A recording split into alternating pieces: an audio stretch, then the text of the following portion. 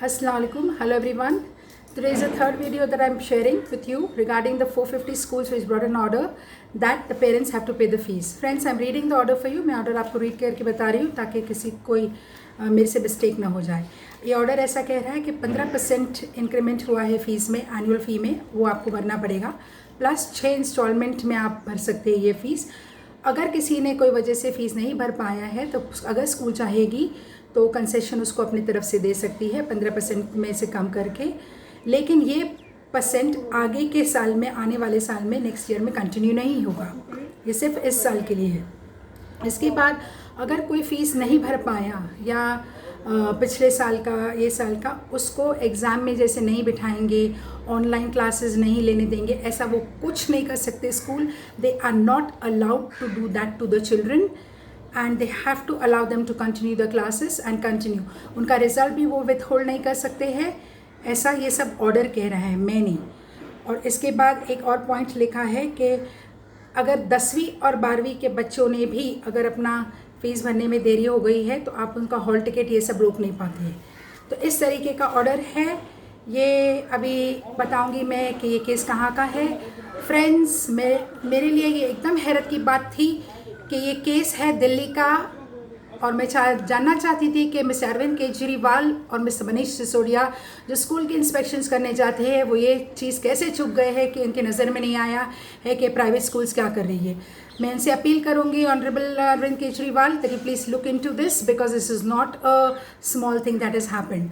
अभी आगे से मैं आपको बताती हूँ कि मैंने अपनी तरफ से फोरम को 2 ईमेल भेजा है कि पब्लिक के ग्रीवेंस को सॉल्व करो, ऐसे ऐसे केसेस है, ये है. तो एक में से जवाब मुझे आ गया है कि हम सिर्फ हमारे मेंबर्स की सुनते हैं, हम बाहर वाले लोग को, पेरेंट्स को या दूसरे एनजीओ को या किसी को एंटरटेन नहीं करते. टीचर्स में इसमें नहीं है. मेंबर्स तो ठीक है भैया, मेंबर्स को एंटरटेन करते तो मुझे भी मेंबर बना लो. बट दे मीन कि सिर्फ स्कूल्स और स्कूल्स के ट्रस्टीज़ आर देयर मेंबर्स. उसके बाद मैंने 3 बार ईमेल पूरे गवर्नमेंट डिपार्टमेंट ऑफ महाराष्ट्र के भेजा है ट्रस्टीज़ को एड्रेस करके कि मेरे साथ लाइव आ जाओ और दिखाओ दुनिया को कि तुमने एरियाज़ लोगों को दिया है, टीचर्स को दिया है, 2017 से इंक्रीमेंट दिया है, उनकी सर्विस बुक दिया है, एक्सपीरियंस लेटर दिया है और तुमने एनुअल इंक्रीमेंट दिया है. लेकिन कोई जवाब नहीं. ना स्कूल ने अटेम्प्ट किया है, ना ही गवर्नमेंट डिपार्टमेंट ने अटेम्प्ट किया है कि सबको टेबल पे एक साथ में बैठ के दिखाए.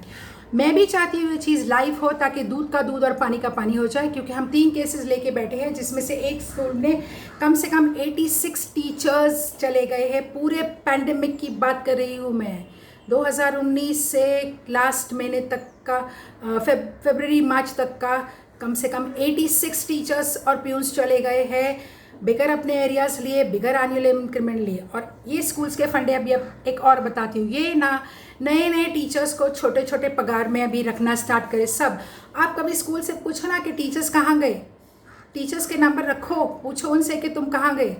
ये आपको बताएंगे कि जैसे टीचर्स को, यानी कि जैसे ईयर्स ऑफ एक्सपीरियंस बढ़ते जाता है, पगार बढ़ती जाती है. तो ये आज पिछले 3-4 साल से ये सब पुराने स्कूल्स को आईसीएसई के ये सब निकालने लग गए हैं और बहुत सारे दूसरे स्कूल्स के भी हो सकते हैं मसले. और क्यों? क्योंकि इनकी पगार बढ़ गई है. तो ये नए पगार में रखते हैं, छोटे छोटे पगार में, और जैसे उनकी परमानेंट होने का टाइम आता है उन पे गलत इल्ज़ाम, भद्दे इल्ज़ाम, झूठ, इतनी झूठ के आदमी इस फील्ड में शर्मिंदगी से छोड़ देता है. वो ज़िल्लत बर्दाश्त नहीं कर सकता है और वो रिज़ाइन कर देता है या वो खुद ही टर्मिनेट कर देते हैं. और अगर रिज़ाइन कर देता है तो उसको एक्सपीरियंस लेटर नहीं मिलता है, उसकी नौकरी पे इफेक्ट होता है कि सामने से तुमने 2-3 साल क्या किया, तुम्हें क्यों नहीं मिला. बस ये लिख देते हैं एक लाइन कि resigned on the own and left, और फोर्सेबली रेजिग्नेशन करते हैं. कोई भी चीज़ मैं आपको झूठ नहीं बोल रही हूँ क्योंकि मेरे पास हर एक वॉइस रिकॉर्डिंग है और एसएमएसेस है और सब चीज़ों का डिटेल है जिस चीज़ के बारे में मैं बात करती हूँ. अभी ना ट्रस्टीज़ आने को तैयार है, ना गवर्नमेंट टेक कॉल करने को तैयार है, ना ही वो फोरम सुनने के लिए तैयार है. क्योंकि मैंने आपको बता दिया फोरम में कौन लोग रहते हैं, ज़्यादा करके कॉर्पोरेट वर्ल्ड है और बिल्डर लॉबी है. Anyway, it doesn't matter to me. हम लड़ते ही रहेंगे जब तक एक कंक्लूजन नहीं आएगा. और बहुत सारी रिपोर्ट्स के बाद मैं आपको सारे स्कूल्स के नाम भी बता दूंगी. एक टीचर तो बेचारी रिटायरमेंट स्टेज पे है और अभी लड़ रही है बैंड्रा की.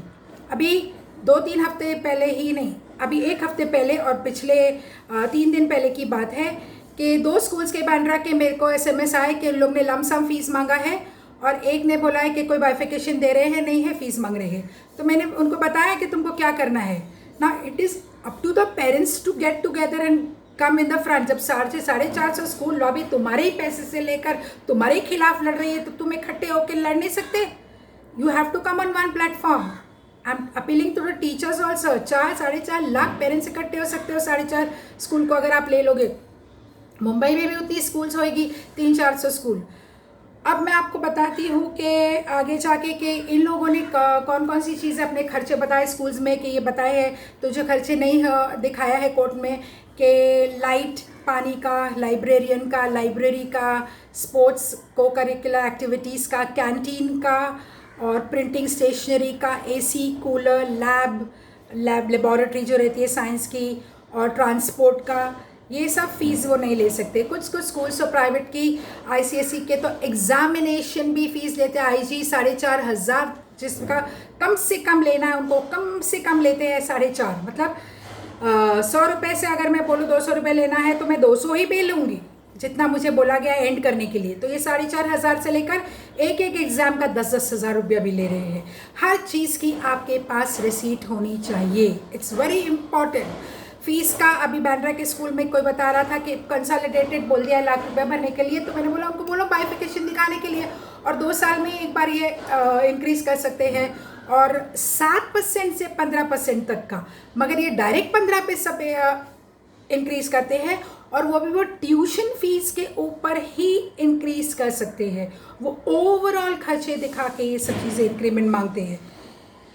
इसके बाद देखिए अभी आप, इन्होंने कहाँ खर्चे कम कर दिए। टीचर्स को निकाल दिया है, प्यून्स को निकाल दिया है, librarian, computer teacher, art teachers, कुछ टीचर्स को तो leave without pay phase wise. समझो 40 स्कूल में टीचर्स है तो 10-10 करके 5-5 करके फोर्सेबली लीव पे जाने बोला, रीज़न अपना दे के, और लेकिन वो ऑनलाइन पढ़ा रहे थे, और छोटी छोटी वजह से प्यून और ये सब के खर्चे कम कर दिए। अभी आप सोचिए कि आपको ये सब अंदर की बात मालूम नहीं है और मैं आपको बता रही हूँ, और अगर आप इसमें भी बाहर नहीं निकल के लड़ेंगे और पूछेंगे तो कोई आपकी मदद नहीं कर सकता है। अब इस ऑर्डर को आप पढ़िए, अपील करिए महाराष्ट्र गवर्नमेंट से भी, और हर स्टेट के लिए मैं कहूँगी कि it's high time you come and ask what is the expense on and why there is an increment. ये अपने आप को एक प्राइवेट एंटिटी बनाने की कोशिश कर रहे हैं जिसमें आपका कुछ साथ नहीं देने वाला कोई भी। So please come forward and fight it out. मुश्किल रहेगा, नामुमकिन कोई भी चीज़ नहीं रहती। ये मुझे बहुत परेशान करते हैं। अरे एक स्कूल के तो टीचर्स के ऊपर 15 केसेस है प्रिंसिपल के ऊपर, या टीचर्स ने फाइल किया है या स्कूल ने फाइल किया है टीचर्स के ऊपर, क्योंकि बोले डिफेम कर रहे हैं। अब ये डिफेम करने की क्या बात है? जब हमारे हक के लिए टीचर्स मांगेंगे तो वो डिफेमेशन कैसे हो गया? प्यून के ऊपर केस, पेरेंट्स के ऊपर केस। इस तरह से ये लोग कुछ ही हरकत करते हैं घबराने के लिए या बदनाम करने के लिए। लेकिन एक चीज़ हमेशा याद रखना, अगर आप राइट हो उसके अलावा किसी से भी डरना नहीं। थैंक यू, अल्लाह हाफिज़। नेक्स्ट वीडियो में हम शेयर करेंगे कि हमको क्या करना है। Thank you.